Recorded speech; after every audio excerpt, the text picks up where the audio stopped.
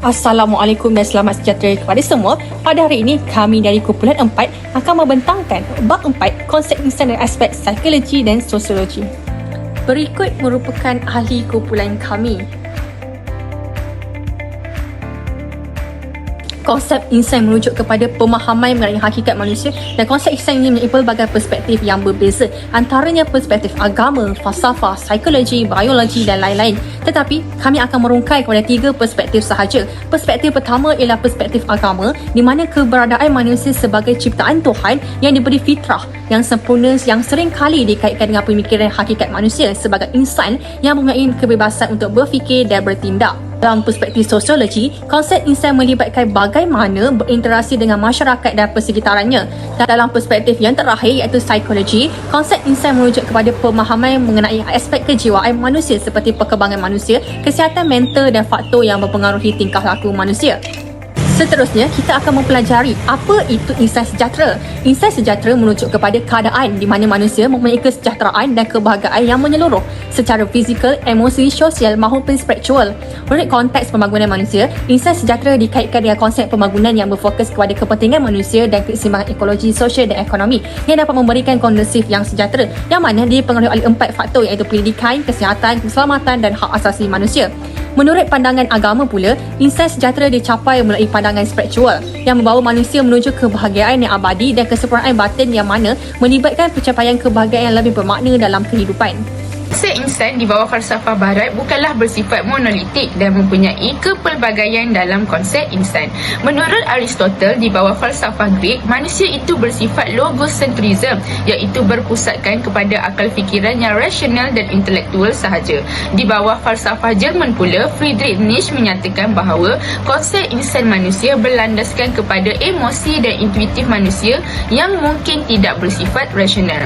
Konsep insan pada zaman pertengahan pula banyak dipengaruhi oleh fahaman agama, terutamanya agama Kristian. Manakala pada zaman moden pula, Paul Sartre menyatakan bahawa manusia itu lahir tanpa panduan di dalam hidup dan tugas mereka adalah untuk mencari makna di dalam kehidupan mereka sendiri. Konsep insan dari falsafah Islam berlandaskan kepada ajaran agama Islam dan kepercayaan dalam agama Islam.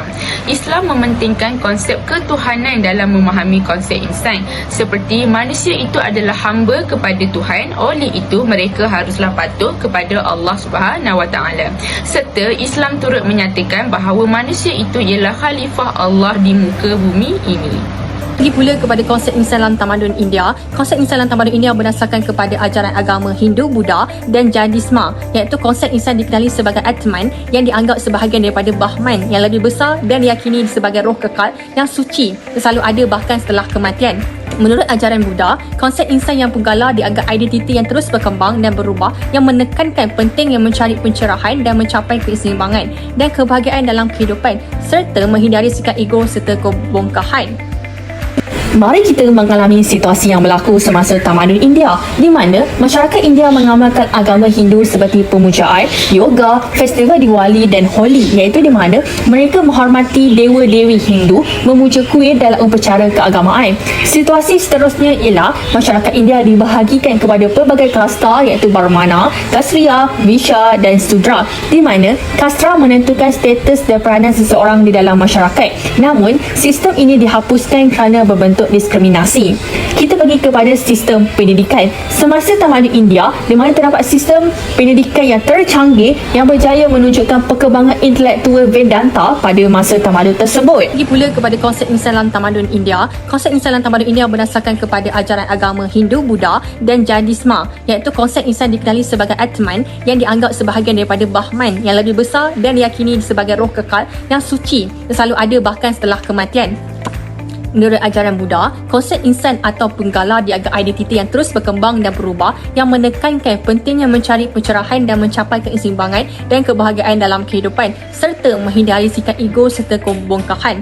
Manakala menurut ajaran Jainisme pula, konsep insan dikenali sebagai jiwa yang dianggap sebagai makhluk hidup yang bertanggungjawab atas tindakan mereka dan juga menekankan pentingnya nilai moral, kejujuran dan keinginan duniawi. Mari kita mengenali sedikit tentang tamadun Cina. Tamadun Cina merupakan salah satu tamadun tertua di dunia yang berkembang di wilayah Asia Timur di mana pembuktiannya dijumpai melalui penulisan Cina kuno. Tamadun Cina terus berkembang sehingga dinasti Qin pada abad ke-17 Masihi. Pelbagai perubahan yang berlaku antaranya perubahan politik, ekonomi, sosial serta kemajuan dalam pelbagai bidang teknologi, seni, sastra dan sains.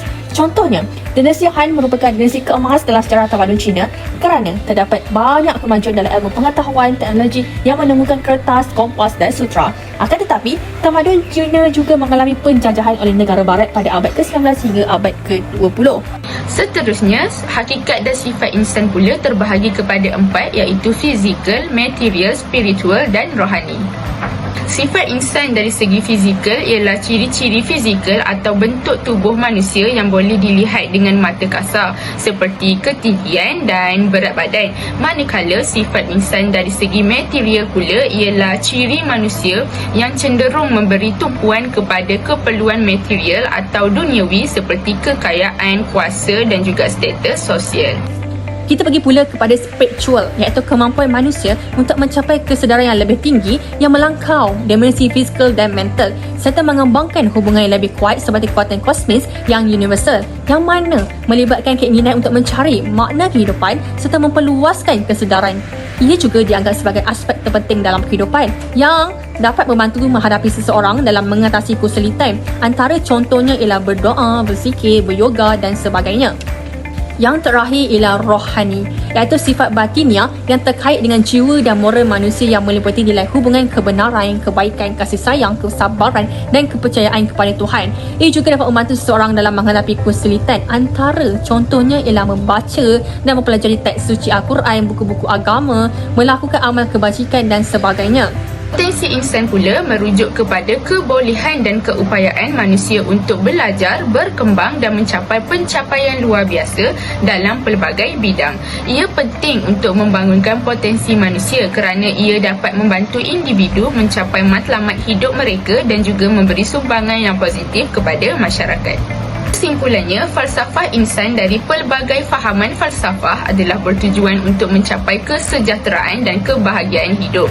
Penghayatan falsafah insan di bawah konsep Jerry iaitu jasmani, emosi, rohani dan intelektual dapat membolehkan seseorang itu menghadapi pelbagai cabaran dalam kehidupannya. Sekian sahaja daripada kumpulan kami. Terima kasih.